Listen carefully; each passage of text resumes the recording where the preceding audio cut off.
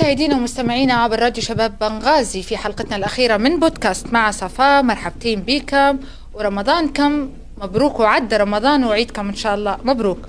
تلاقوا اليوم في حلقة استثنائية وخاصة في ختام بودكاست مع صفاء.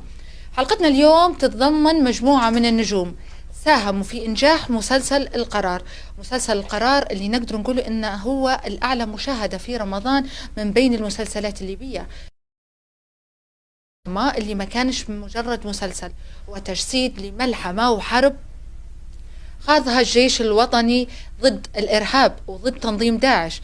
ملحمة الكرامة جسدوها أبطال معنا اليوم، أو جزء منهم ضيوف معنا اليوم. وتمنى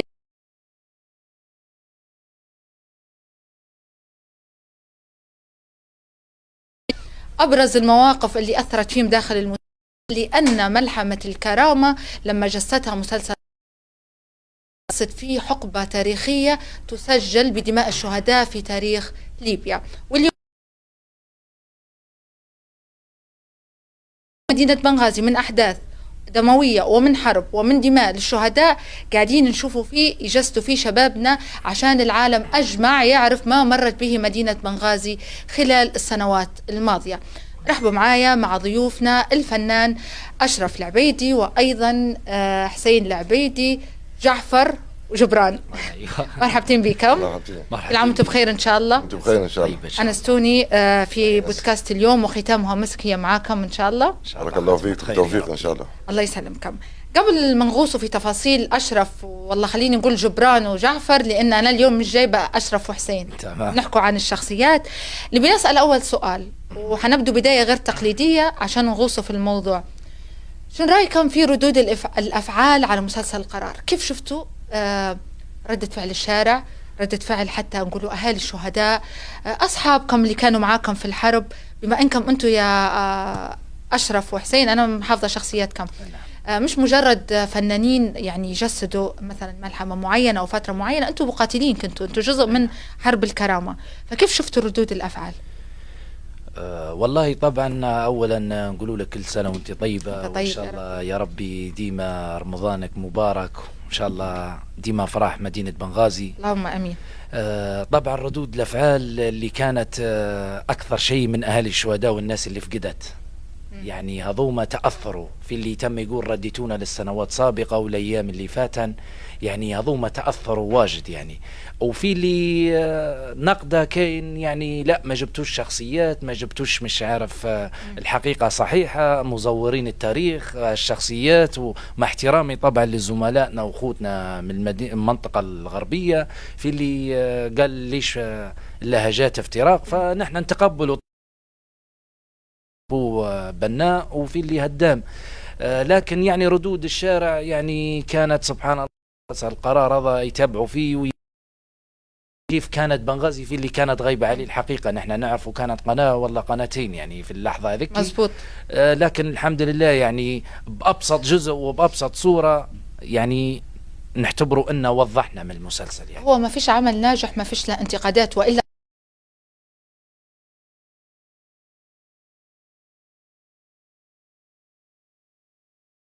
لمسلسل القرار. ولو نشوفوا أعتقد أنتم أكيد متابعين زينا نحن، حتى يعني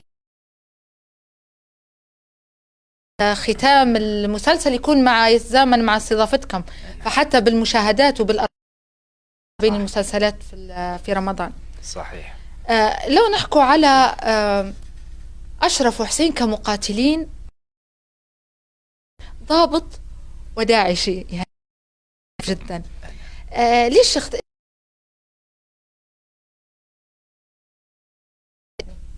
أول ثانيا أنا ممثل، فمجبور إني أنا بس الشخصية جعفر في مسلسل قرار كان استثنائية، إني أنا نمثل شخصية كنت في يومها خصمي وعدوي، فكانت تجربة صعبة علي، لكن حاولت إني كممثل ولو جزء بسيط من ما هم عاشوه في بلادنا من دمار، من حرب، من تدمير. حاولنا نوصلوا الرسالة هذه، وبس بنعرج عليها أستاذة صفاء اللي ردود الأفعال أو مواضيع صارا فناخذ منها.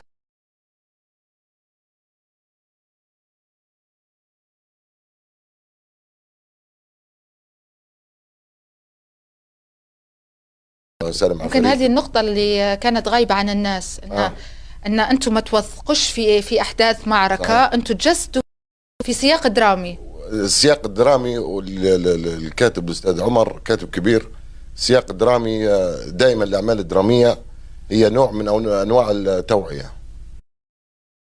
بداية العمل القرار دار ضجة والناس يسحبونا ان نحن نبوا نجسدوا الشخصيات الحقيقية، فالقوا الموضوع آخر، لكن هو بسياق درامي. في نفس الوقت ذكرنا الناس بموتة سلام عفاريت. كلنا تأثرنا بصراحة. في أي حد عاصر أحداث الكرامة أول حلقة كانت فلاش باك. كان يشمل ليبي، يعني قضية بنغازي قضية ليبية، ونحن يعني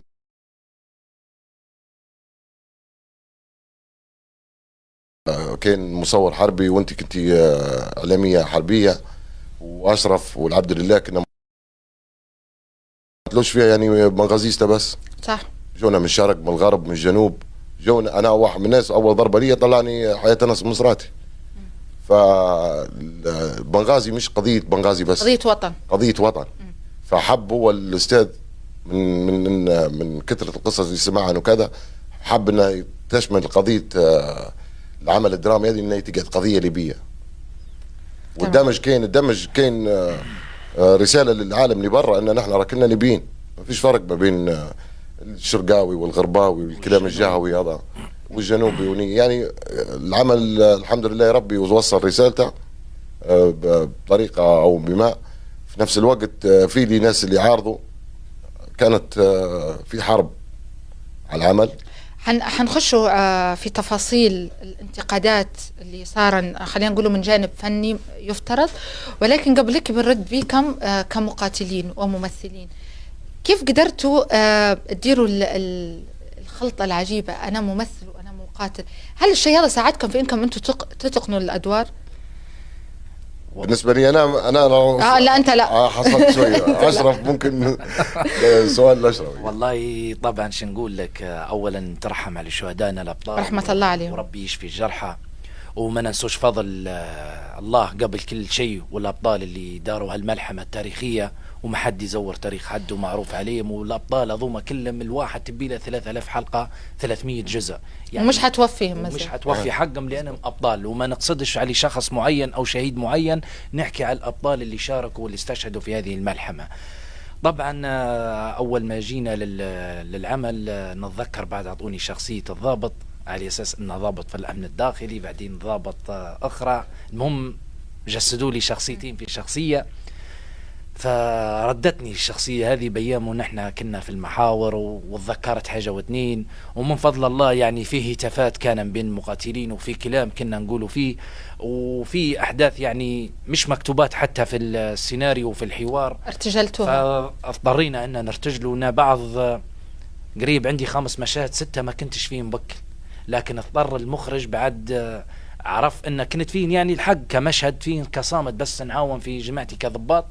ونحن نديروا في البروفا في المشهد، تميت نرتجل، فبحث شاف قال لي هيك كانوا يديروا. سأل واحد من الضباط كان قال له مزبوط صحيح، وهذا يعني معروف يعني قاعد كان في يعني معناها وجودكم يعني او معاصرين لفتره او معاصر لفتره الحرب ساعدكم في بعض المشاهد في انكم تنقلوا حتى مشاعر، مش انت قاعد فنان تمثل بس في نص قدامك قاعد. يعني انا تقريبا قلت لك 4 أو 5 مشاهد بما فيه واحد منهن بكيت منه صح، يعني اخترن علي حلقة أمس كلنا بكينا في حلقة أمس. أيوة. صراحة فالحق يعني اختاروا علي ناس واختاروا علي شهداء وكنا معاهم ومرافقينهم، وما نسوش فضلهم من احنا. يعني اضطريت اني حتى خاطي ممثل عشت يعني اللحظة هذه والاحساس هذا طلع يعني من داخلي يعني، لكن الوقت بدون اني حتى انا ممثل هذه ساعدني الدور يعني اني انا عايشة من قبل في الواقع يعني. طيب حسين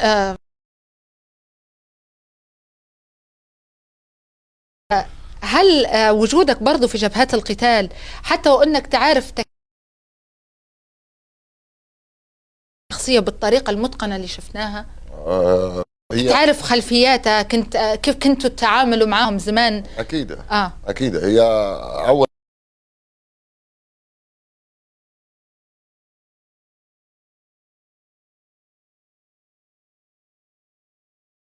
اللي كنتي في المحاور وبوسيفي نكرر اخرى، كان في تحقيقات مع دواعش وكنا نتلاقوا معاهم وكنا نحكوا معاهم في محور حي الجامعي. كنا نحكوا معاهم بيننا وبين عصور، كنا نحكوا معاهم وعارفين تفكيرهم وعارفين هم المبدأ اللي عايشين به، وكانوا معنا يعني خوضنا السلفية، وخوضنا السلفية كان يعطوا فينا ان الفرق ما بيننا وبينهم شنو. يعني ما كانتش الصعوبة القوية اللي اني انا نجسد الدور هذا. فنحن واحد من الناس، نحن يعني الثلاثة ولا الأربعة بأستاذ محمد بوسيفي، نحن لبينا القرار الأول قبل العمل، لبينا القرار لرجاء الوطن لبيناه. فقلنا نحاولوا ونعاودوا ونجيدوا نضغطوا على أرواحنا باش نلبوا القرار الثاني اللي هو العمل الدرامي. وانتم برضو هذا يعتبر نوع من انواع نقولوا القتال، حتى هو توصل في صورة للعالم، قاعد تغير في فكر مش كل الناس بعد سنوات مقتنعة بأن في داعش كان في بنغازي. المسلسل قدر يوصل النقطة هذه. صح. والعمل هو اصلا هو مخدوم، ما هوش كان مخدوم محلي، كان هو اصلا باش ينزل على منصة شاهد. على منصة شاهد مضبوط. صح. فتحارب هو من أناس ونزرع عن صفحات وهمية وندعم عن صفحات وهمية باش تحارب العمل، لأن كنا نحن بنوصلوا للعالم أن كيف الجيش والشعب كان يقاتل بروحه في الفترة ذيك. صحيح. وغير مساندة أي دولة من أي دول أخرى. فالحمد لله يا ربي نحن القرار ما شاء الله نجح في الواقع، والحمد لله يا ربي نجح في الدراما.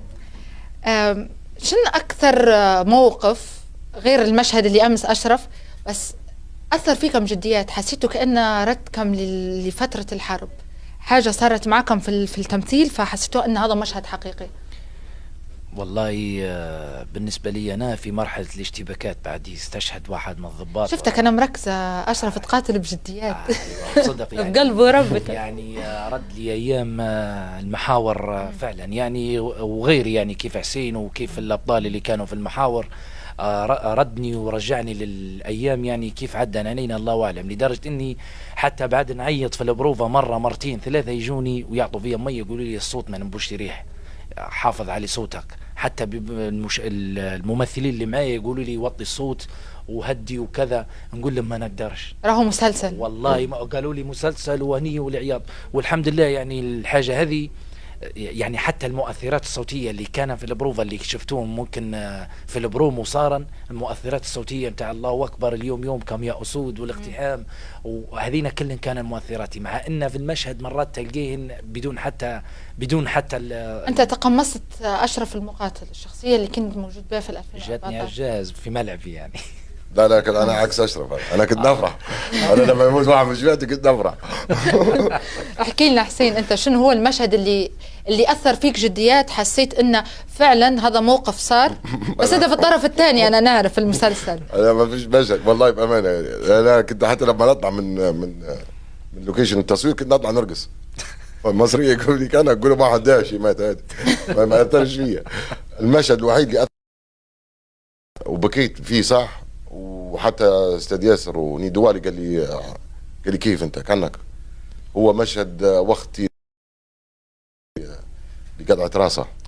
فكلنا ذكرنا والد سالم عفاريت، والد الشهيد سالم عفاريت، اثر فيا بامانه وكنت نبكي. كان تشوف حتى في التصوير كان في اختلاف في التصوير. قعدت نبكي على وقت هنا بالدور هذا الاب سالم عفاريت، يعني جت في عقلي انا وكاني انا اللي خذيتها صح. شنو المشاعر اللي تحسها وقت انت تجسد في شخصيه زي ما انت تو حسين تاثرت؟ انت ممثل بس انت تاثرت انك انت وكانك انت اللي قمت بالعمل، كيف تقدر تستمر بعد تكمل المشهد؟ والله بامانه لان اليوم اذكي شكرت ربي ان استاذ احمد البايض ما شاء الله، استاذ احمد البايض يعني يتمرن في الحديد وكذا وياخذ فيه قريب 7 وجبات في اليوم. انا فرحت ان اليوم هذاك انه اخذت ريت وجبات، قال بنوقف تصوير صار له هبوط في السكر. باش فصلت.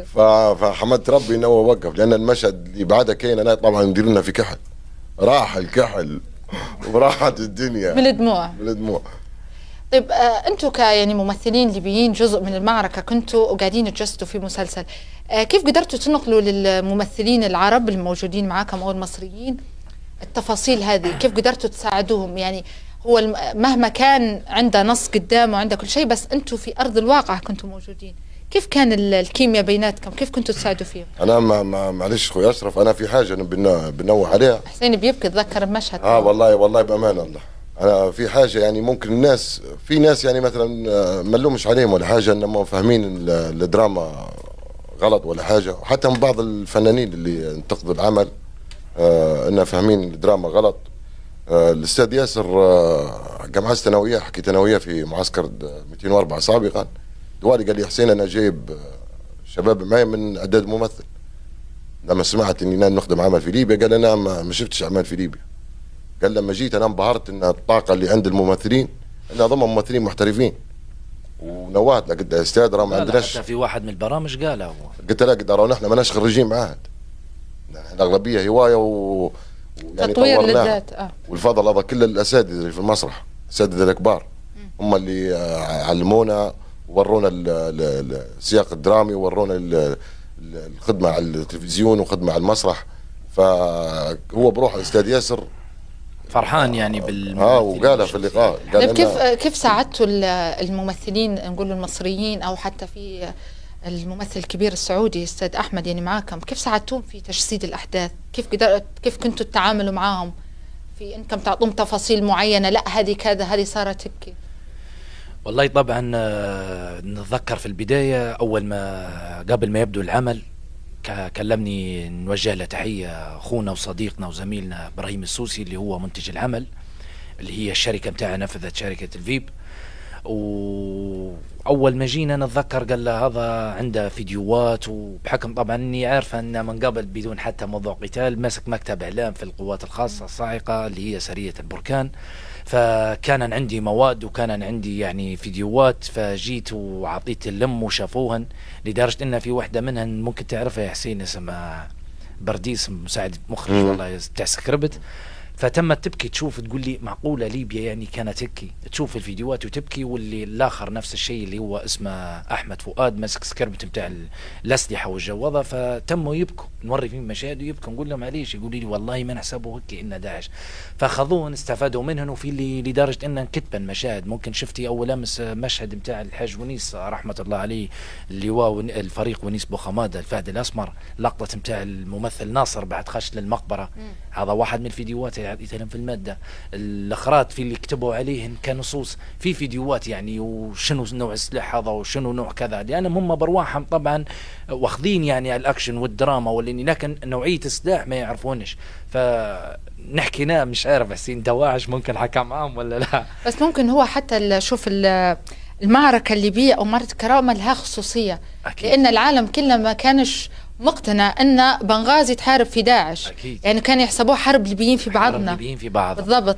فممكن تجسيد المسلسل بالشخصيات هذه وبالطريقة هذه أثبتت للناس راهو داعش اللي موجودة أكيد. خصوصا لما يكون في طابع عربي يعني مش ليبيين نحن في بعضنا. والله نفس ما قلت لك يعني بالنسبة للممثلين اللي معنا يعني كان بالنسبة لي العبد لله اللي معايا في الجيش وريتهم حاجه واثنين. طبعا في الاستاذ عبد السيد ادم كممثل يساعد فيهم باللهجه ويقول لهم لا الهتافات هذه هيك وهذين هيك، وفي كلمات يعني خذوهن مثلا منا نحن كمقاتلين وعايشين الحرب والناس اللي عاشت معنا يعني، فعطيناهم حاجه واثنين ووريناهم ومسكه السلاح، برغم ان في نوجه لهم تحيه طبعا ضباط معنا من الجيش والشرطه وقاموا بمجهود رائع كبير جدا فضل الله طبعا، والقياده العامه وعلى راسهم الفريق خالد حفتر والافندي رمزي، فقدموا يعني مجهود كبير جدا معنا كانوا ضباط يوروا فينا حاجه واثنين. في مشاهد كان غيبات نفس مشهد بتاع الشهيد بعد دفناه لعزل العسكري، التحيه العسكريه للشهيد، فهذه كانت مش قاعده في السيناريو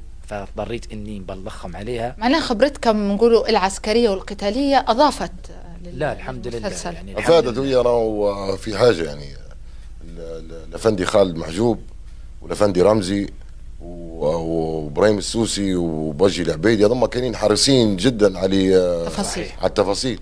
انا هنا بنسالكم اشرف وحسين، خلال يعني اشرف وحسين هنا انتم معنا كنجوم القرار، حتى الكلام يعني اكيد معنيين حتى بالحديث عن باقي الفنانين. هل كنتوا لما تعطوا رايكم او تبدوا رايكم في اي تفصيله صغيره او تضيفوا مشهد او تقولوا لا المشهد هذا مش بالطريقه هذه، كانوا ياخذوا في كلامكم بعين الاعتبار كنقولوا منتجين او فريق عمل المسلسل؟ انا في كم حاجه صارت معنا خذوه برايه، وبالعكس ابراهيم سوسي كان يجي يستعين بيا في وقت اللي مثلا يقعد الافندي رمزي مش حاضر ولا الافندي خالد محجوب يقعد مش حاضر، يقعد يجيني يقول لي مثلا يا حسين شعار الصاعقه الاولي هيكي مش هيكي كذا شن صار راني كيف مثلا كيف الاشتباكات كيف يصيرن. في وحده تعرضنا عليها انا واشرف في قريونس، قلنا ان يعني السيارات ما عمرها صارت يعني اشتباك يعني فيس تو فيس، والسيارات يلحقن فينا قدام ما يلحقناش، مثلا عليها سلاح ثقيل وهي وجهها قدام السواق وسلاح عليها هيك، فضروري يقبى مثلا بالجانب اللي هو مثلا الاربعه. فحكينا مع الاستاذ ياسر قال راهو يا شباب هذا سياق درامي، لان نحن اصلا قله الاعمال الدراميه في ليبيا وخبرتنا في الدراما، فقال لا، قال هو بالواقع صح، لكن قال راهو السياق الدرامي من يختلف، قال ضروري نوري المواجهه وضروري نوري الاشتباك. يعني هو بيجسد انه صار اشتباك بالطريقه الفلانيه وفي المنطقه الفلانيه بس مش بحذافيره يعني. قلنا له ضروري من سواتر ما بيننا نحن وما بينهم، ضروري راهو في يعني عوازل ما بيناتنا، تبات سواتر صح حتى حربيه شويه. هو دواء قال لا، قال لي من سياق الدراما ضروري يا حسين، قال لي الدراما يختلف على الواقع، قال لان نحن يعني ما تلومي علينا نحن لان نحن ماناش دارسينها. نسألكم سؤال، هل شفتوا ان مسلسل القرار، او انا بالنسبه لي انا كمتابعه ولا كاعلاميه شيء، نشوف فيه اول مسلسل درامي بالامكانيات وبالضخامه هذه اي كانت المسلسلات سواء شرق او غرب؟ هل انتم شايفين ان الدراما اليوم او مسلسل القرار قدر انه هو يجسد ملحمه بحجم معركه الكرامه، قدر يوصل الرساله المطلوبه؟ انا نعرف ان العمل يعني لا شهور يشتغلوا عليه، سواء من التوجيه المعنوي لفندي خالد المحجوب، سواء لفندي رمزي البراني، يعني كان في مشهودات، ما نحكوش على شركات منتجه، نحكوا كقياده عامه، كان في مشهودات كبيره. فهل هذه المشهودات جابت ثمارها، قدرت توصل الرساله؟ طبعا نحن كممثلين انا متاكد ان الموضوع هذا كان يحكي لك في فن ينقلنا نقله دراميه للمكان اخر برا لي. وطبعا اللي نراها ان يعني كيف ما قلتي انت متعوب عليه العمل، وعمل كبير وضخم، يعني ما صارش يعني صار في حاجات هيك وهيك يعني الله اعلم، لكن نحكي لك اللي انا شفتهن يعني بعد فيلم عمر المختار اللي هو في ساعة ونص، وعرفنا ان الجبل الاخضر في معركته متاعها في ربع ساعة والله ثلث ساعة، نحكي لك في التصوير والكفرة جابوها في حاجة 10 دقائق، يعني اكيد ناسين احداث واجد حتى هم، لكن نحن في الوقت هذاك ابهاتنا وشيابنا وناسنا الاولين ما عندهمش طبعا الفيس والسوشيال ميديا وما يتابعوش. كان عندي مركبوا فيهم انا مستضيفتهم في البودكاست عندي اليوم. بالعكس يا استاذه صفاء، انت تعرفي مره ومره يصير مناسبات بحكم انك يعني مش قبليه، لكن نعتبره بوادي نحن حاسي وعبيدي وحرافي ومش بالجهويه، لكن نتذكر يعني حتى في مناسبات افراح يقول لك الشايب هذا كاين مجاهد وقديم ويحكي. كان انك تبي تسمي المجاهدين وتسمي الابطال، فيهم البرعسي، فيهم العبيدي، فيهم الحاسي، فيهم الدرسي، فيهم فيهم اللي ما تسمي من حتى من زويم يعني الكفره و الى اخره، لكن جسدوا يعني شخصيات بسيطه وروا الصوره ان للعالم ان راهم الليبيين حرب عطليان. فنحن نفس الشيء يعني في اللي يحسبنا ان هذا هو تاريخ الكرامه، لا بالعكس، يعني نحكي على نفسي العبد لله عارف ان مش هذا هو فيلم القرار، مسلسل القرار مش هو الكرامه اللي كانت الملحمه الحقيقيه، لكن تجسيد الدرامي لمعركه، تجسيد درامي في نفس الوقت لمس مواقف في اللي 3 شخصيات او 4 شخصيات جسدوها في شخصيه واحده. كلمات نفس لقطه الفنان عيد سعيد متاع خلوا فيها شرف هو يعني للشهيد سليمان الحوتي، مزبوط. لا وقطع الراس متاع عيد سعيد في التمثيل غير أن ربي تقبلهم من الشهداء اللي نفس سي عطية النالي وغيرهم من الضباط، في اللي في درنا، في اللي في السرت، في اللي كذا، لكن ورى أن راهو الليبي العسكرية والله العسكري هذا اللي كان يصير للضابط الليبي أو العسكري الليبي أو اللي باتها والله عند حد من الجيش، فوصل صورة ولمسات بسيطة. فأنا اللي نراها يعني بنقلة غير يعني ليبيا اللي يوروا في الإرهاب كيف كان عايش في ليبيا. وحتى في نقطة أن العمل انتهى لعند تحرير بوعطني. أكيد يعني لا تحرير الليتي أو بوعطني. تحرير لا إله إلا الله. اشتباك شنو اليوم؟ لا ليتي. اشتباك اليوم اللي هو نلحقوا فيكم من ليتي وبعدها ولا القصة قنفودة، بما معنى أن مش المعركة الكرامة بالكامل. هل تتوقعوا أن في أجزاء أخرى حتجسد نقولوا باقي المعارك اللي صارت في ملحمة الكرامة؟ على الجزء هذا أصلا كان مختص ونية على حرب بنينة.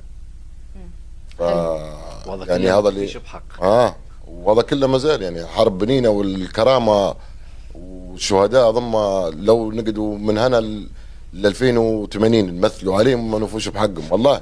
لأن كل منطقة وكل شارع كل شخص عنده قصة. أنت بروحك يا صفاء تو ناخذوك نحكينا على المواضيع اللي صار معك في الكرامة تنجزدوا منك عمل أنا كامل. حابة نوضح حاجة ممكن أنا ما كنتش نبي نحكي عليها إلا في نهاية المسلسل.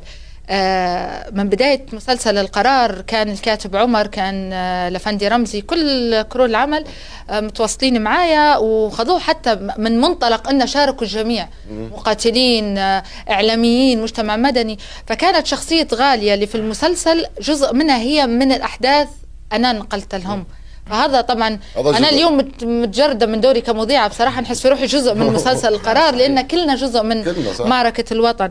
فحتى الغالية لما كان نحب في مشاهد نقول فعلا هذه صارت وهذه كذا، فالقرار جسد حتى دور الإعلاميين. ممكن ما جابش الإعلاميين بالكامل ولكن قدر إنه في شخصية صحفية يوري شن كان يديروا الإعلاميين. أنا متأكد قلت لك يا صفاء أنت محمد بوسيفي أظن اللي تو اللي نحكي فيه قريبين منا، يعني لو ناخذوكم ونخلوكم نقولكم صيغوا لنا شنو صار معاكم حنكتب عمل 300 حلقة. يا بال الإعلاميين يا بال الشهداء ويا بال الجرحى ويا بال قادة المحاور. فالأعمال المرئية راه ما تسدنش. نحن حنرجعوا لكم بس حنطلعوا فاصل قصير وبعدها حيرجع معنا الكاتب عمر عبر الهاتف من جمهورية مصر العربية يشاركنا في اللقاء ونرده من جديد إن شاء الله يا رب.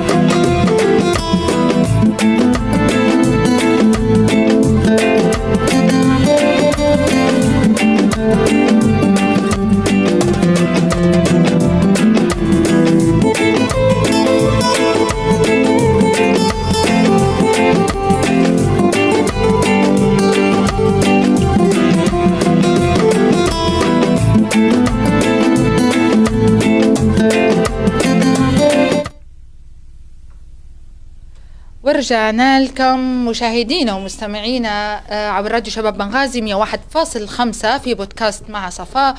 وفي ختام هذا البودكاست مع ضيوفنا نجوم مسلسل القرار، وحينضم لنا عبر الهاتف من جمهورية مصر العربية الكاتب السينمائي والتلفزيوني والمؤلف لمسلسل القرار الأستاذ عمر عبد الحليم. أستاذ عمر مساء الخير وكل عام وانت بخير. وانت طيب أستاذ عمر.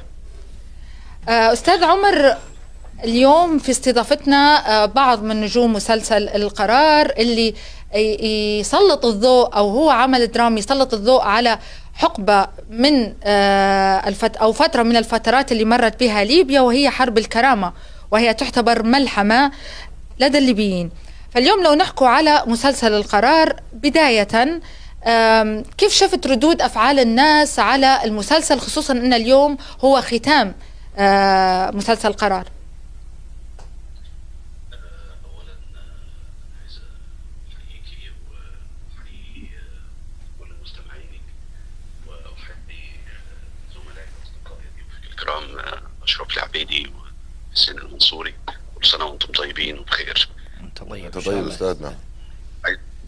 وعايز احيي الشعب الليبي كله، كل سنه وانت طيب، وان شاء الله عيد فطر طيب علينا جميعا. وعايز ارسل تحيه لقياده الاركان، تحيه لاداره التوجيه المعنوي. بدايه يا صفاء، احب اقول انه ردود الافعال كانت متباينه ومتوقعه لاسباب الحقيقه. العمل كان تحدي كبير جدا جدا.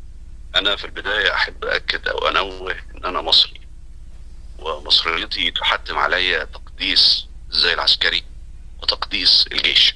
أنا كمصري كل من يرتدي البدلة العسكرية أقدسه وأحترمه وأجله، لأن دي عقيدتي وده ما تربيت عليه.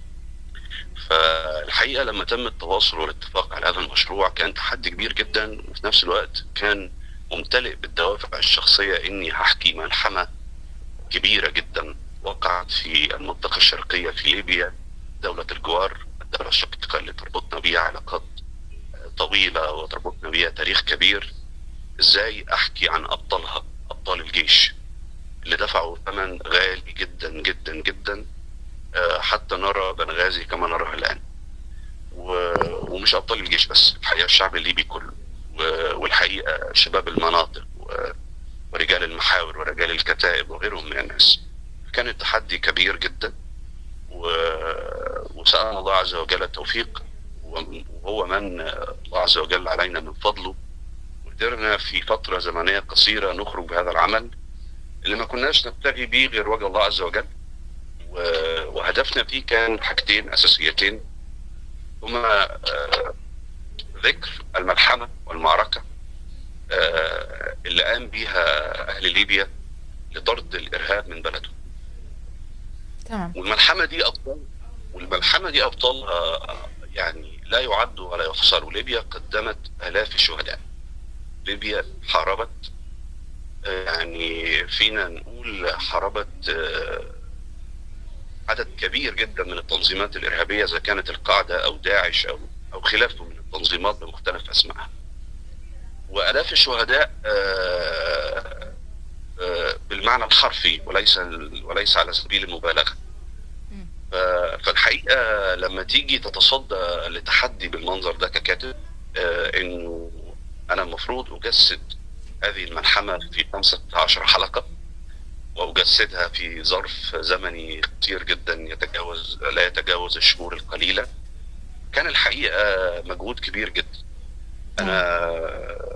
أنا قدرت يعني بفضل الله عز وجل أسجل أكثر من 20 ساعة تسجيل مع مختلف أطياف أهل بنغازي، بداية من العسكريين بمختلف رتبهم، واللي شرفت بلقائهم جميعا، والمدنيين وأهل الشهداء ومجموعة من الطيار المدني، حتى الصحفيين. أعتقد وأتذكر وأحب أنوه إن أنا اتصلت بيكي يا صفاء وحتى شهادتك الشخصية على المرحلة. ف 20 ساعة من التسجيل والبحث، 20 ساعة مصورة، غير أيام طويلة من البحث عشان أجمع شهادات أقدر أحكي بيها المسلسل. لكن هل إذا ارتأينا واتخذنا كصناع للعمل مسارا دراميا نحكي منه هذه القصة بشكل مستوحى من الأحداث الحقيقية؟ وهنا سؤالي أستاذ عمر، عفوا على المقاطعة، بس هو هذا سؤالي. في خيط يعني بسيط يفصل ما بين التوثيق اللي هو نحن نقوله وثائقي وما بين الدراما، فكيف قدرت أنك توازن ما بين الشيئين؟ وأيضا وضح للناس بأن كل الأحداث هي تجسيد لمعارك أو لأحداث صارت، وهي مش تجسيد، مش توثيق. فالناس في لغط ما بين المصطلحين. مظبوط، دي نقطة في منتهى الأهمية، وأنا الحقيقة هرد عليها بسؤال. نذكر من ونغفل من، ونذكر من وننسى من. يعني هل نذكر الشهيد سالم عفاريت؟ هل نذكر الشهيد فضل الحاسي؟ الشهيد منصور التيح؟ الشهيد داود العمروني؟ الشهيد حاتم الديناري؟ الشهيد عزمي البرغفي؟ الشهيد محمد المدهاك؟ الشهيد خيار الفارسي؟ الطيار الشهيد مؤمن الإدريسي؟ طيار الشهيد إدريس العبيدي؟ الشهيد فتحي ميلود؟ نذكر بين المدنيين عبد السلام المسماري، مفتاح بوسيد، النايلي، الحوتي. نذكر من وننسى من. رحمة الله عليهم جميعا. رحمة الله عليهم جميعا، شهداء أبطال هم وغيرهم من الألافات، في كتائب بالكامل يعني قاومت واستبسلت واستشهدت، في كتيبة 115، في كتيبة في المرج، في احنا تقصينا الحقائق جيدا. احنا صدقيني انا ككاتب يعني وصلت لعدد كبير جدا من قصص الشهداء الحقيقيين، ولذلك انا اتذكرهم بالاسم زي ما تليت اسمائهم عليك حالا يعني. فاذكر من وانسى من له فضل افضل من الاخر، كلهم عند ربي في ميزان المجد سواء وفي ميزان البطولة سواء. فكان المسار الذي اتخذه صناع هذا العمل بداية مني ككاتب هذا النص، انه دعونا نحكي بدراما مستوحاة من الوقائع الحقيقية، نجمع فيها عدد من البطولات في شخصية واحدة. انا ممكن اخد مواقف وبطولات ومآثر فعلها 3-4 شهداء واضعها في شخصية درامية واحدة واسميها كيفما اشاء، وهذا نوع درامي تبع في كل العالم وحتى مصر. مصر قدمت خلال السنين اللي فاتت، وانا كنت واحد من الناس اللي ليا اعمال في مصر زي فيلم السرب، ليا مشاركة تمثيلية في مسلسل الاختيار.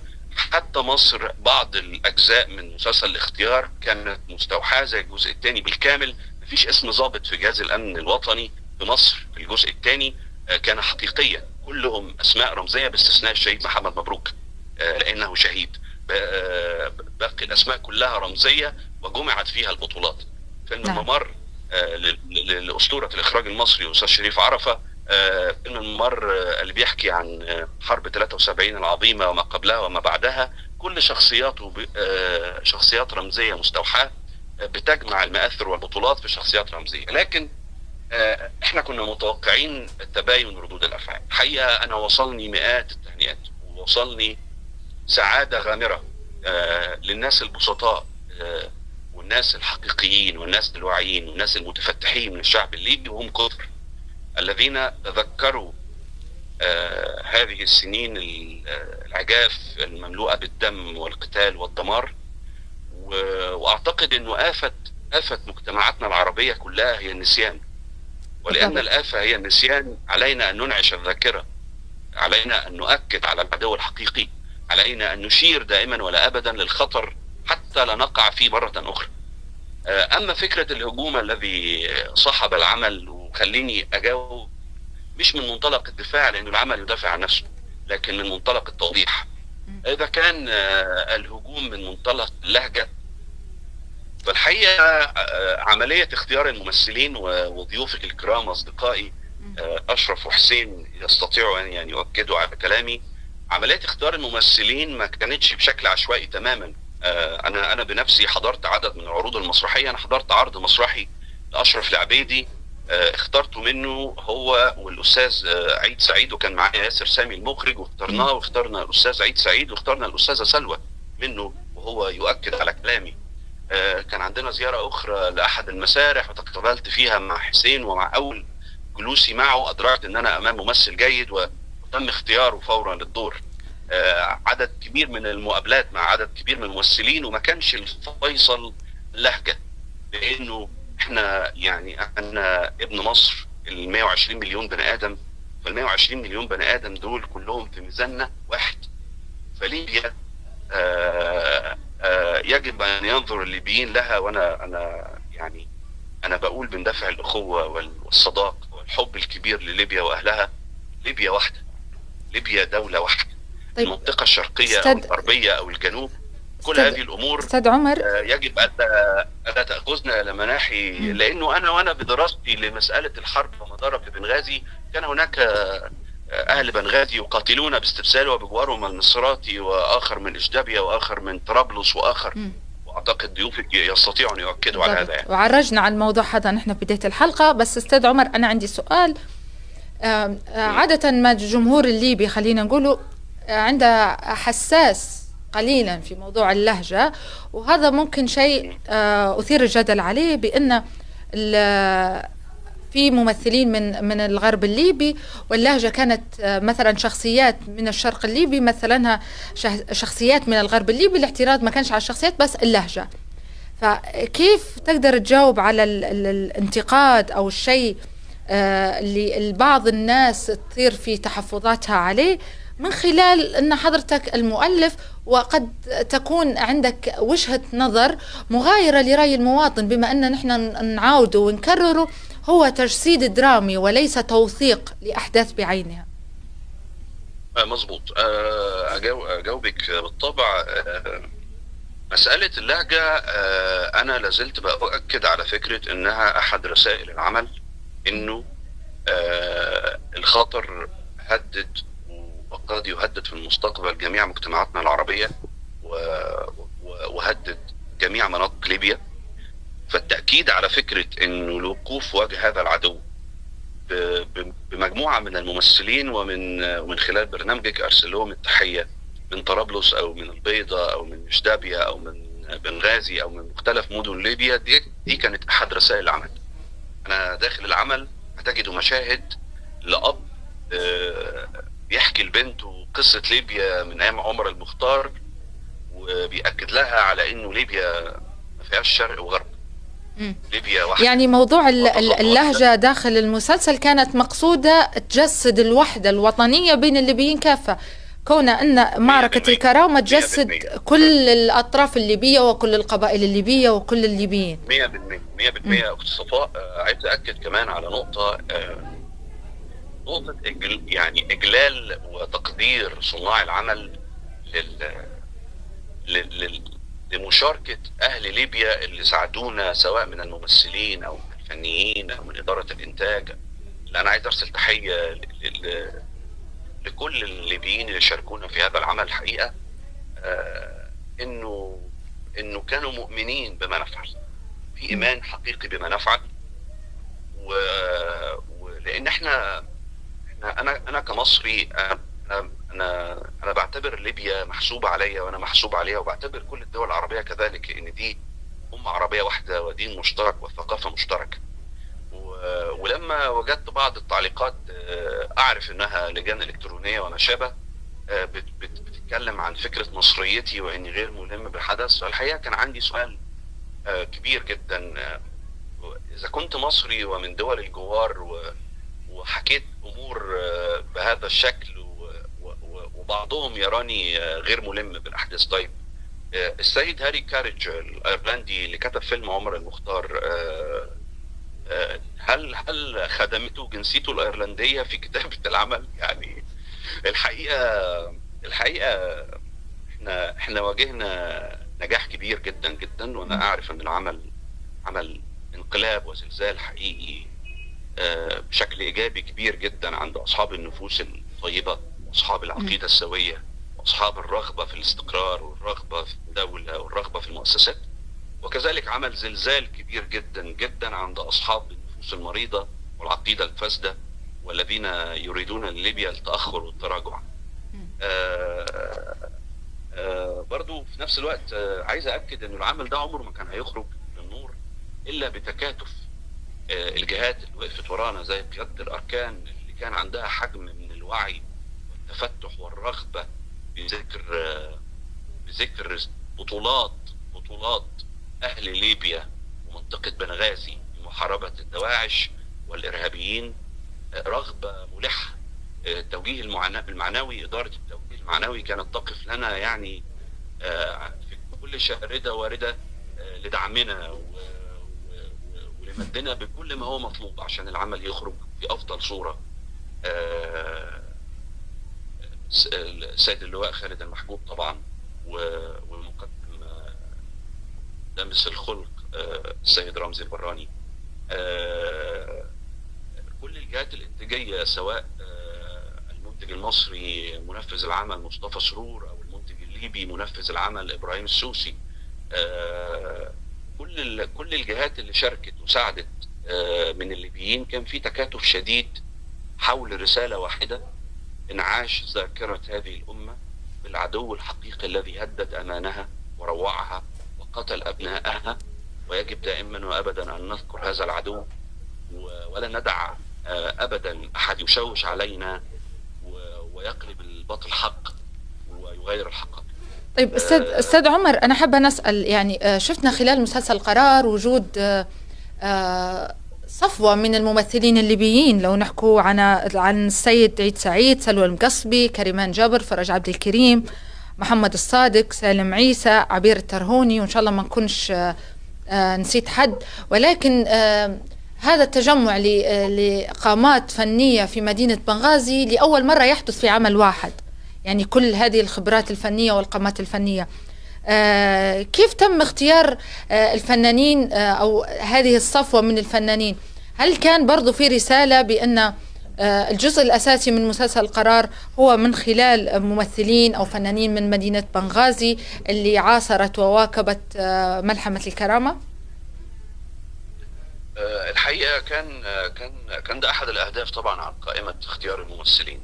أنا كان أتشرف يعني إن أنا كنت يعني الموكل باختيار الممثلين. أنا دراستي في أكاديمية الفنون كانت تمثيل وإخراج، ومعايا بكالوريوس في التمثيل والإخراج كممثل، وبعد كده عملت دراسات عليا في مسألة السيناريو والحوار، ومثلت بنفسي في عدد من الأعمال في مصر وخارج مصر، فأستطيع تقييم الممثل قدر الإمكان. فحقيقة في بداية العمل بذلت مجهود كبير جدا في رؤية العديد من الأعمال الليبية واختيار الممثلين، وتناقشت فيهم مع ياسر، وكنا بنتخذ القرار مع بعضنا فيهم، وما تفاجئتش خالص بأنه في فنانين ليبيين على قدر احترافي هائل من الموهبة والوعي والتفتح والاحتراف. لاني على مدار رحلتي كنت بسافر الى مهرجانات مسرح كتير، وتقابلت ورأيت بعيني عدد من الفنانين الليبيين في عروض مسرحية مختلفة، فأعرف جيدا انهم عندهم الموهبة الكبيرة وعندهم الرغبة الكبيرة وعندهم قامات كبيرة، ولكن أعتقد كانوا محتاجين يعني خلينا نقول فرصة احترافية لتسليط الضوء بشكل قوي عليهم. لكن ما شاء الله ربنا يحفظ ويبارك، لا تنقصهم الموهبة أبدا ولا القدرة أبدا ولا الوعي أبدا لجميع من شارك في هذا العمل، ومن أهل بنغازي وحتى من خارج مدينة بنغازي، من طرابلس أو من اشتبيا أو بيضة أو كل اللي شارك في هذا العمل، ناس متفتحة وواعية، وكانت يعني عون كبير جدا لإخراج العمل. طيب أستاذ عمر، وجود الممثل المصري والسعودي وغيرها من الممثلين العرب أو النجوم العرب داخل مسلسل القرار، شنو الفكرة اللي كان عمر عبد الحليم حاب أن هي توصل من خلال إشراك ممثلين أو نخبة من الممثلين والنجوم العرب؟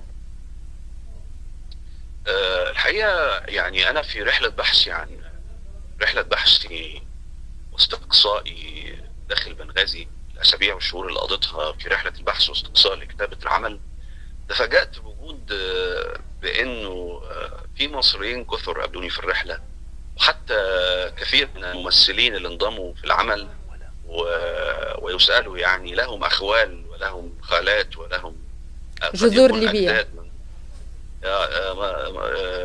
لا يعني اقصد لهم اجداد مصريين او جد تونسي او خال يمني. ففي تنوع كبير في بنغازي، وعموما مدن البحر المتوسط او المطله على البحر المتوسط بشكل عام تبقى عندها هذا التنوع. يعني دي نقطه. النقطه الثانيه اقصد اقول يعني من النقطه الاولانيه دي انه حاله التنوع دي موجوده في صلب المدينه نفسها. النقطه الثانيه انه العمل مش بس موجه لليبيا. العمل طبعا هو في المقام الاول الجمهور الليبي، وفي المقام الاول بنستهدفه وكنا بنحاول نوصل له هذه الرساله ونقدم له هذا العمل ونطلب رضاه عنه. لكن في النهايه هو موجه للعالم. ما حدث في بنغازي هو احد انجح عمليات التي قامت بها المدن في تطهير مدينتهم من عدو ارهابي غاشم. عمليه ضخمه لا يكفيها عمل واحد ولا يكفيها 15 حلقه فقط ولا يكفيها فيلم واحد. المساله محتاجه عدد كبير من الاعمال سواء الدراميه المستوحاه او الوثائقيه التسجيليه عشان تجسد حجم كبير من البطولات والتضحيات. فده لازم يصل للعالم. طيب ما طريقه وصوله للعالم؟ ان احنا نعدد النوافذ على العالم. يبقى في نافذه مصريه، يبقى في نافذه مغربيه، يبقى في نافذه تونسيه، يبقى في نافذه سعوديه. كل دي نوافذ نقدر نصل بها للعالم من خلال الممثلين اللي احنا ارتقينا انهم ينضموا الى كوكب. طيب استاذ عمر، شفنا خلال مسلسل القرار ان ما تمش اغفالكم او لم تتغافلوا عن دور اي شخص، سواء حتى نقولوا الاعلاميين او المجتمع المدني، كل هذه الشخصيات. ولعل وجودي انا وزميلي ايضا مالك الشاردة كاصوات وغيرنا يعني من مؤدي النشرات، ايضا ان تم اشتراكنا باخذ المعلومات من الناس اللي هم الاعلاميين اللي كانوا موجودين في المعركة، وجسدت شخصياتنا. ولعل في شخصية غالية أنا نشوف جزء كبير من شخصية الصحفية غالية في شخصية صفاء الإعلامية في فترة الحرب. سبب اختياركم وتحديدا يعني تركيزكم على الجانب الإعلامي بأنه هو يكون جزء أصيل من هذا المسلسل؟ هو الحقيقة خليني أقول لك إنه يعني لما نحكي قصة مدينة يجب إنه تبقى في عناصر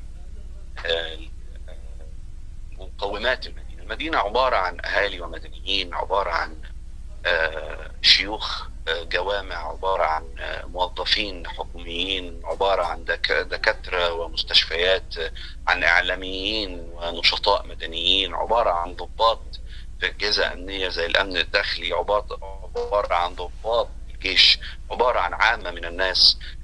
عشان نحكي قصة مدينة يجب أن نمثل كل عنصر من دول في شخصية داخل العمل، ونؤكد على أهمية كل عنصر من دول، لأنه مش بس الحقيقة الجيش أو الشرطة هم فقط من انضموا لعملية الكرامة وهم فقط من قاموا بالتحرير.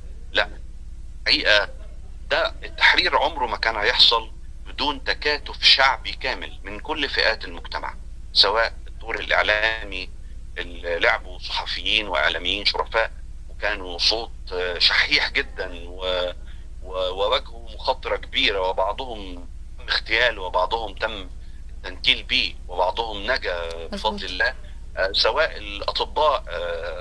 أنا قعدت مع عدد كبير جدا من الأطباء بالمناسبة، مش بس صحفيين والإعلاميين، وخدت شهادات حقيقية من ناس كانت بتخدم داخل مستشفيات تحت حكم الدواعش أو بتضطر لعلاج داعشي أو محاصرة أو قتلوا أو زملائهم قتلوا.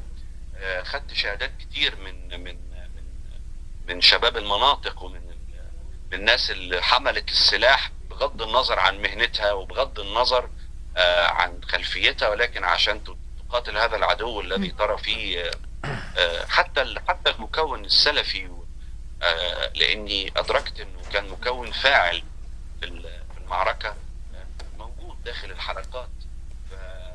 فوالله احنا حرينا زي ما بدأت حديثي، حرينا يعني الله اولا ورضا الله اولا، وثانيا حرينا ان احنا نمثل فئات الشعب داخل العمل في دراما مستوعبه وليست وثائقيه تسجيليه. لا، هي دراما مستوحاه مهمتها توصيل رساله معينه بطريقه شعوريه عاطفيه من خلال دمج عدد من الاحداث والوقائع الحقيقيه في صوره حلقه دراميه مدتها قد يكون نص ساعه. طيب استاذ عمر، ختاما حابه بس نسالك سؤال فيما يتعلق بفريق العمل او من تم اختيارهم لكتابه العمل او اشراكهم في فريق العمل لمسلسل القرار. لعل احد الضيوف كان موجود معايا وذكر بان السياق الدرامي ما كانش بالمستوى أو ما كانش يجسد ملحمة الكرامة، بالتالي تم انسحابه هو أو غيره. فحابة بس أكيد حضرتك شفت اللقاء، حابة لو عندك رد بس على ما يتعلق باختيار النص الدرامي ومن هو المؤلف لهذا. نحن كلنا نعرفه أن الأستاذ عمر عبد الحليم، ولكن البعض يروج بأنه هو مؤلف لهذا العمل أو تم الاستعانة به كقلم في هذا العمل.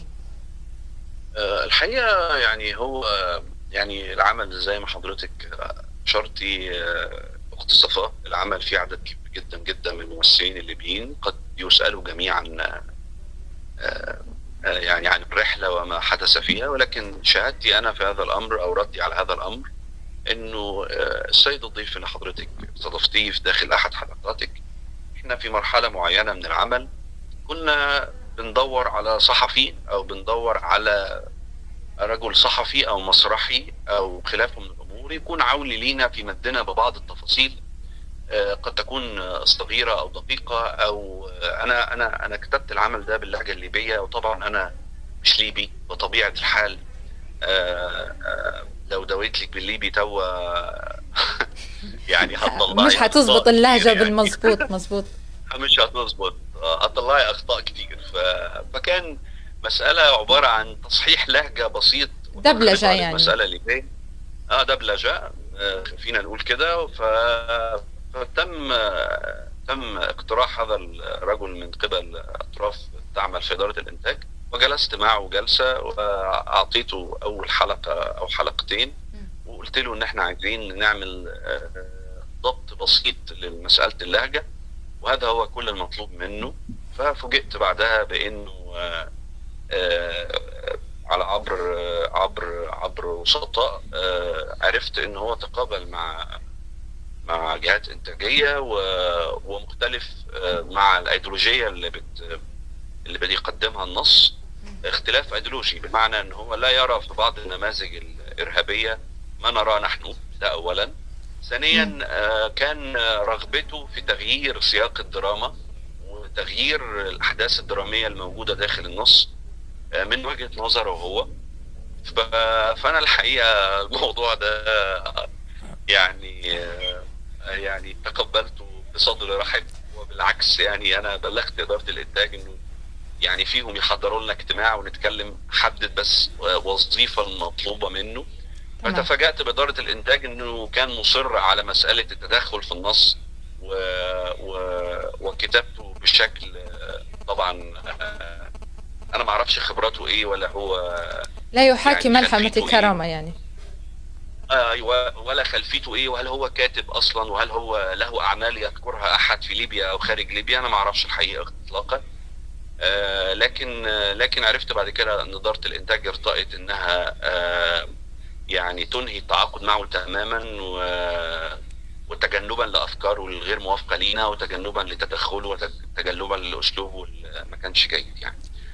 فده حق الرد على المسألة دي. أنا بنوضح نقطة بس أستاذ عمر، أن تم الاستبعاد وليس أن تم الرفض من قبل هذه الشخصية، يعني تم استبعادها من قبل إدارة الإنتاج. أمور موثقة يسأل فيها إدارة الإنتاج، وهم من الليبيين بالمناسبة يعني. الليبيين من إدارة الإنتاج هم نفسهم من اتخذوا القرار وليسوا من المصريين يعني. فتم استبعاده طبعا وانهاء التعاقد معه يعني. تمام. أستاذ عمر، نشكرك جزيل الشكر على وقتك معنا ومداخلتك معنا، ونتمنى أن نشوفوا حضرتك وباقي فريق العمل وأيضا النجوم الليبيين وأيضا النجوم المصريين ومن كل الوطن العربي في أعمال درامية قادمة، سواء تجسد ملاحم للمجتمع الليبي أو حتى أعمال درامية. أستاذ عمر عبد الحليم المؤلف لمسلسل القرار، كنت معنا من جمهورية مصر العربية، نشكرك جزيل الشكر وكل عام وانت بألف خير يا ربي. الشكر ليك يا أخت صفاء، والشكر لضيوفك الكرام، وتحياتي للشعب الليبي وتحياتي ليكي ولضيوفك. شكرا جدا. شكرا أستاذ عمر.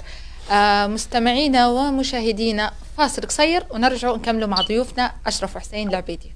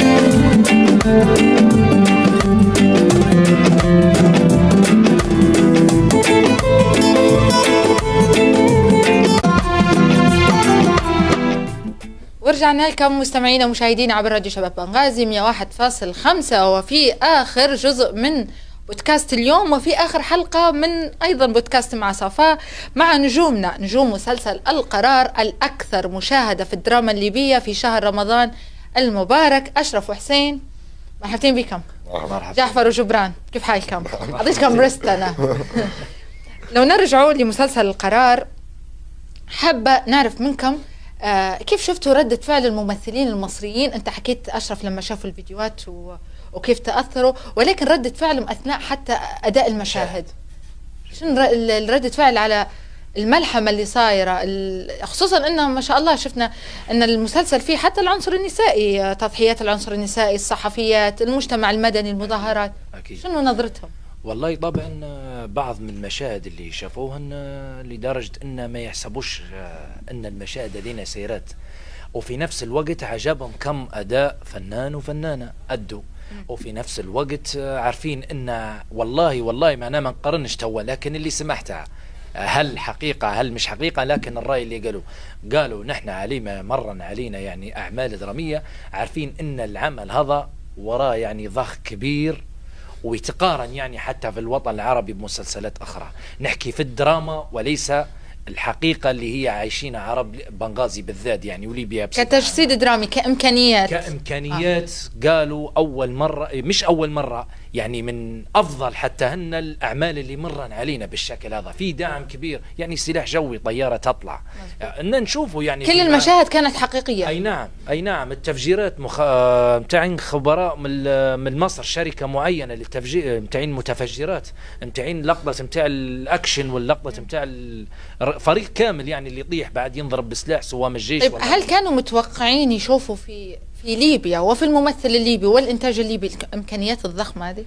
الحق يعني سألناها من الموضوع هذا، أولا فرحانين هم بكم شخصية وبالأداء الممثلين، وصرح ممكن المخرج الأستاذ ياسر سامي، وصرح حتى الكاتب يعني في ممكن توا قال يعني تفاجأنا أن في ممثلين يعني، أي بمعنى ما هيش باينه مثلا الممثل الليبي في الوطن العربي ولا في الدول الاخرى ما هيش باين يعني، ممكن كمسرح بعد يشاركوا زملائنا بما فيهم زميلي حسين العبيدي، لكن خطيها يعني نحكي على الاعمال التلفزيونيه ما فيش يعني. طيب انا بنسال سؤال، بنطلع شويه من القرار على الفن الليبي والممثل الليبي والفنان الليبي، هل تشوفوا ان ما يقدم على الفن الليبي نقولوا أشحف في حق الممثلين، أن ما أعطاهمش حقهم حتى قدام العالم؟ هل الطريقة اللي يظهر بها عادة الممثل الليبي دائما كوميدي، دائما بطريقة معينة في زاوية معينة، هل الشيء هذا هو اللي ضيع فرص على ممثلين شفنا امكانياتهم سواء انتم سواء يعني النجوم الثانيين حتى ممثلات ما شاء الله. شفنا يعني نورهان، شفنا آية، شفنا يعني ما شاء الله نجوم نقدر نقولوا ينافسوا حتى ممثلين عرب. فهل هذا ذنب الممثل الليبي اللي خلى ان الدراما الليبيه او المسلسل الليبي في طابع معين؟ تجارب الدراما في ليبيا قليله ضعيفه يعني ممكن الاجيال الاولى كيف استاذ علي فلاح، استاذ محمد العقوري رحمه الله عليه، اظن كان عندهم خط درامي فكان من بعض المنتجين كانوا يسعروا حتى في نصوصهم بمبالغ ضعيفه، فكانوا ما يرضوش ان ماده كيف هذه يتنباع بمبلغ ضعيف. وكانوا دائما يعني وضع هو صاير خضع عندنا في ليبيا ان الاعمال التلفزيونيه موسم رمضان فقط، يعني قاضي رمضان ما تخدمش. الاعمال كانت دراميه ضعيفه، الكتاب مش كلهم، في منهم من هو قلما ضعيف، فاتجاه الكاتب انه هو باش يبيع مثلا اعمال اتجاه الاعمال الكوميديه. صحيح. اما الاعمال الدراميه فبدينا يعني السنين الاخيره والحمد لله، يعني سواء المنطقه الغربيه او المنطقه الشرقيه بدا في تصاعد الاعمال الدراميه. انا اللي اكتشفت يعني في العمل هذا، عمل القرار، ان حتى الاستاف اللي جاي من برا سواء ممثلين او كادر تقني وفنيين ومصورين، ان تعاملوا وكانهم يخدموا في دولتهم. يعني لما انت تجي في مكان مثلا ماهوش اول مره يعني نخدم عمل درامي كبيرك، ما جدش عليهم حاجه، ما جدش العراقه الكبيره، يعني كاينين حتى منسقين في يوم اوف راحه وكذا، وني من كثر الشغل والتعب كانوا يطلبوا في لوكيشنات جاهزا. كانت الامكانيات مسخره بالكامل مقاربه للدراما العربيه. حلو. فكان هو راهو الحاجه الوحيده اللي ممكن راهو نقول لك على حاجه يجدد بها القياده العامه على مدينه بنغازي، ان جابوا ستاف يعني متمكن خبره قوي محترف ولها اسماء يعني. فالاحترافيه قبلتها احترافيه من عنده، ما لقوش يعني عجز كبير، لكن الحمد لله يعني. هل حنشوفوا الممثل الليبي سواء اللي شاركوا في مسلسل قرار او غيركم يعني في اعمال عربيه تتوقع بعد ما تم تسليط الضوء على الفنانين الليبيين من خلال المسلسل؟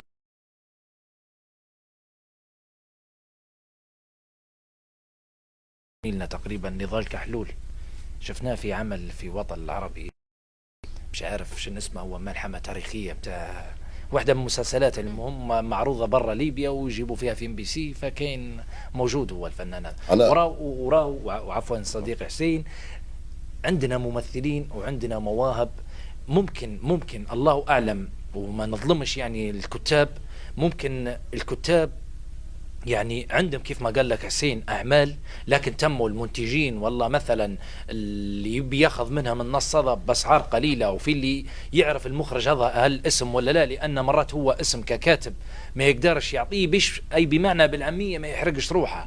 وفي الالتجاء طبعا راهو الجمهور تغير والشعب تغير وعارفين انه قاعد عندهم شغف بشكل كبير، مرات هم اللي ينتقدك بدون ان دراسة ولا اي حاجة. اولا يعني تم يبوا الكوميديا اكثر، حتى لاول من دار مسلسل قرار في اللي قال عجبني بس نكتوا علي، انا ما نحكيش القرار يعني بصفه عامه، انا حكيت لك تو على القرار. في اعمال اخرى ما يحبوش تموا الدراما، يبوا كوميديا. هل لانها هي جزء من يومنا؟ اكيد الشعب متنكد. لا قصدي عشناه يعني جزء اكيد قال لك. لا في نسبه اكيد. يعني نحن نشوفه في المصارف كل يوم طابور، لاي مكان تمشي طابور، مش عارف شنو طابور، في نكد تلقى صاحب جارك يقول لك يعني اغلب حتى الناس لما يتلاقوا معنا برا يقولوا ما فيش اعمال تغيرونا بين جونا. هيك تغيير الجو يعني بتطلع من المناخ اللي هو عايش فيها. يعني الدراما واللي نفس مثلا المسلسل الكبير اللي تو قرار او غيره في مسلسلات صار اخرى فين يعني ديما في السرد حقيقه سايره ما يبوهنش. يبوا حاجة تضحيك، عمل كوميدي، عمل كذا، هذا نحكي لك على الجمهور والمشاهد. وفي اللي يقول لك لا الكوميديا ما فيش في ليبيا، مع أن نحترم زملاء وممثلين عندنا، وفي اللي توفاهم الله، وفي اللي موجودين سواء من كوميديا والله من دراما عندنا، وفي اللي ما زالت موهبتها ما عطتش يعني كالعمل اللي يدخل فيه، والله الكتاب والله المخرجين ما زال ما عطوش حقه هضمينه. طيب حسين وأشرف، بما أنه وصلنا للختام، لو بتوجهوا كلمة للجمهور الليبي كأبطال مسلسل القرار، يعني أنتم تمثلوا مسلسل القرار، كل حد فيكم كأشرف وحسين مش جبران وجعفر. صباح حسين قبل بيقول له ما لا أنا لا أنا في عمل مثلا نقد نخدم فيه مثلا ما نحبش مثلا نوجه رسالة كممثل، يعني هي رسالتي أنا اللي في العمل يشوفها المتلقي ويحكم بها المتلقي، وانا نستقبل اي راي من المتفرج ولا من الزميل. وبنوع على حاجه بس على السياق الدرامي، كتابه السياق الدرامي نحن راهو ضعاف، مفقوده. استاذ عمر كاتب كبير، كاتب يعني ينعد من الدرجه الاولى، حتى في السياق الدرامي نحن نتفرج ولا نحن نقروا ولا نحن نصوروا في سياق. نحن هنا يجيب لك مشهد بعدين ينطرك في دكان بعدين يرد بيك المشهد في سياق الدرامي خش ربط الاحداث. جبران العبد لله، والله اولا نشكروك على استضافتنا يا استاذه صفاء، بحكم انك زميله سابقه وما زلتي زميله وما شاء الله يعني في تطور، وهذا برنامج جميل جدا. شفنا كم زميل دخل ويعني نحسوا به في تحديات، يعني الموضوع هذا وكويس حتى لنا. اولا نقول لهم كل سنه وانتم طيبين وكل عام وانتم بخير، ونشكروا القياده العامه على هذا العمل الكبير الجبار، وان شاء الله تستمروا في اعمال ثانيه. على راسهم طبعا الفريق خالد حفتر واداره التوجيه المعنوي اللواء خالد محجوب، كذلك شركه فيب ابراهيم السوسي ومراجع العبيدي ما ننسوهمش، والطاقم المصري اللي اتقنوا العمل، وجميع فنانينا من المنطقه الغربيه ومن المنطقه الجنوبيه ومن مدينه بنغازي، زملائنا وزميلاتنا سواء من الفنان ولا فنانين ولا فنانات، نقول لكم كل سنه وانتم طيبين، وان شاء الله ربي ديما فن وديما سعاده وديما فرح، واليوم اخر يوم ونقول لكم في العام الجاي. غريبة اي حد يجيب بودكاست يقول انا رقم واحد، اليوم ضيوف ما قالوهاش. لا بأمانة رقم 5 باش نطيروا العيد. انا يعني بأمانة، وان شاء الله يا ربي رسالتي هذه توصل للقيادة فوق ولاصحاب القرار، ان بأمانة انا الاستوديو هذا يعز علي، واختي صفاء انت تعزي علي، استاذ محمد، انا الاستوديو هذا نسميه استوديو الكرامة. بأمانة إن شاء الله يا ربي نلقاه من أحسن الاستوديوهات في بنغازي، وإن شاء الله يا ربي تحصلوا الدعم اللي يرتقي بكم، لأن كمراقين كمعد أستاذ محمد وكإعلامية أستاذة صفاء، إن شاء الله يا ربي يعطوكم الإمكانيات اللي يخلوكم أنت بتطلعوا واجهة البنغازي للوضع العربي. تنويه بسيط بس، حب منا بعض من التعليقات اللي شفناها والناس والكلام قالوا في مشاهد ما صارنش، نحن عارفين ان ما صرانش، بس يوريك ان الصوره الارهاب اللي يدير فيها في العالم، تو تخيلي الصوره هذه يوروا فيها للعالم، مش ضروري مدينه بنغازي، لا يديروا هيك ويديروا في اشرار. مهما ضخمت للارهابيين فانت ما زلت مقصر في حق الافعال اللي ما نحن شنو في اللي متلقي ولا مشاهد قال لك ما صارتش، نحن عارفين في اللي صارت وما نحن هو مش متلقي ولا مشاهد، مرات جانب آخر حد. المهم نشكروكم ونشكر حميد البوسيفي أحد أبطال الكرامة السابقة، وبالجودة بك. سعيدة بوجودكم، وكنتوا خير ختام للبودكاست وللموسم هذا، وأنا بجد نعتبركم إضافة ومتشرفة بكم، منكم وجوه شابة مقاتلين سابقا، فنانين مثلتونا عربيا بطريقة كويسة، أو على الأقل قدام يعني ناس عرب ومؤلفين ومخرجين بطريقة كويسة، فتلاقوا إن شاء الله في لقاء جديد ومع عمل جديد. إن شاء الله يا رب، كل سنة وأنتم طيبين وديما طيبين. مستمعينا ومشاهدينا عبر راديو شباب بنغازي، وصلنا لختام حلقتنا، وصلنا لختام بودكاست مع صفاء. أكيد حنتلاقوا في موسم ثاني. شكرا لمشاهدتكم، لمتابعتكم، لكل الضيوف اللي كانوا معايا في هذا الموسم، اللي كانوا سبب في نجاح وانتشار البرنامج. أيضا بصفتي صفاء وليس المذيعة صفاء، نشكر أيضا كل من كان سبب أو ساهم في إنتاج الملحمة التاريخية لمسلسل القرار، لأن حرفيا سلط الضوء على مرحلة كلنا عشناها وكلنا عصرناها وكلنا تأذينا من فعل الدواعش فيها ومن فعل تنظيم داعش، اللي كان ما فيش حد كان يظن أن نحن اليوم هنقعدوا في استوديو نحكوا على أحداث ملحمة تاريخية كمسلسل. فنشكر أكيد القيادة العامة للقوات المسلحة، نشكر إدارة التوجيه المعنوي اللواء خالد المحجوب، رئاسة الأركان الفريق خالد حفتر، وأيضا لفندي رمزي البراني، أيضا شركة الإنتاج الليبية صديقنا إبراهيم السوسي، شركة فايب انترتينمنت. فكل الشكر والتقدير لمجهوداتكم الكبيرة، ونأمل أن نحن نشوف أعمال درامية بذات الضخامة وبذات العظمة حقيقة في مواسم رمضانية قادمة. تقبلوا تحياتي صفاء الحاسي وكامل فريق عمل بودكاست مع صفاء، في أمان الله.